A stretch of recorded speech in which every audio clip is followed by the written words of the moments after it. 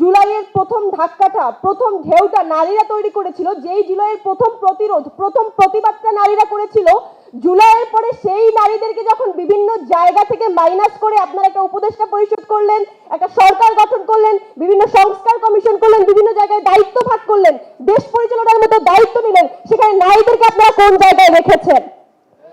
বাংলাদেশে কি যোগ্য নারীরা ছিল না? অনেক ক্ষেত্রে আমরা যখন আমাদের হাউসগুলোতে কথা বলি, আমাদের সংগঠন কিংবা সংগঠনের ভেতরগত জায়গায়, তখন অনেকগুলো প্রশ্ন করা হয় যে নারীরা অনেক কিছুই পারে না।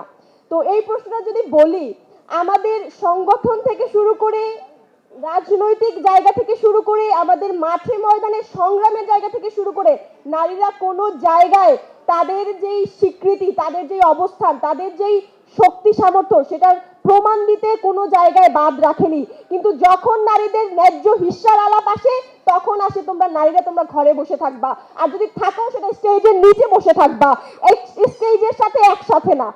এই চিত্র আমরা 5 আগস্ট পরবর্তী বাংলাদেশেও দেখেছি। তো আমি আসলে ধন্যবাদ জানাতে চাই এই অনুষ্ঠানের সভাপতি, প্রধান অতিথি এবং হচ্ছে বিজ্ঞ জুলাই স্মৃতি ফাউন্ডেশনের প্রতিনিধিবৃন্দ এবং আরো যারা আছেন সবাই আমার সালাম নেবেন। আমি 1 মিনিটে শেষ করে দিব। এখানে আসলে আমার পূর্বে যারা রয়েছেন আহত যোদ্ধারা, তারা অনেকেই অনেক কথা বলে গিয়েছেন। আজকে আমি এখানে শুধুমাত্র একজন বক্তা হিসেবে নয়, বরং রাজপথের একজন প্রত্যক্ষ সাক্ষী হিসেবে কিছু পয়েন্ট কথা বলতে চাই। সেটা হচ্ছে জুলাইয়ের পরে বিচার নিয়ে আমরা অনেক ধরনের ঢিলেমি দেখেছি। বিচারের 2 বছর হয়ে গেছে, এখন পর্যন্ত 7টা মামলা বা 7টা ইস্যুর বিচারও এখন পর্যন্ত সম্পূর্ণ হয়নি। তো বিচারের যে ঢিলেমি, আমরা জানি বাংলাদেশের আইন শৃঙ্খলা কিংবা নিয়ম অনুযায়ী অনেক দীর্ঘ মেয়াদী প্রসেস।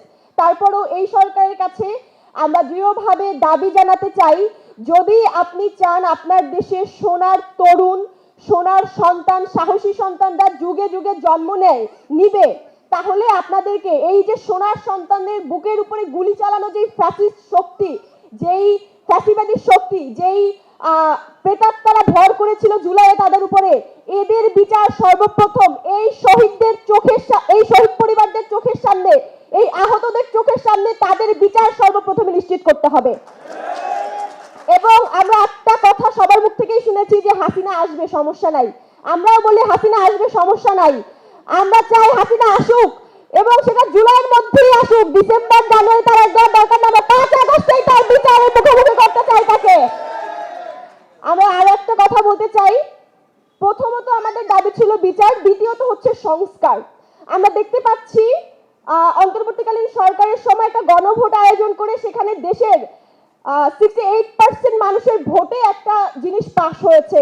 সেই বিষয়টা নিয়ে এখনকার যে সরকার রয়েছে তাদের অনেক পজিটিভ নেগেটিভ দিক রয়েছে, কিন্তু তাদের এই জুলাই সনদ বাস্তবায়নে যে তাদের অবস্থান, আমি মনে করি সেটা সেফ এবং সেফ দেশ, জাতি, আহত শহীদ পরিবারদের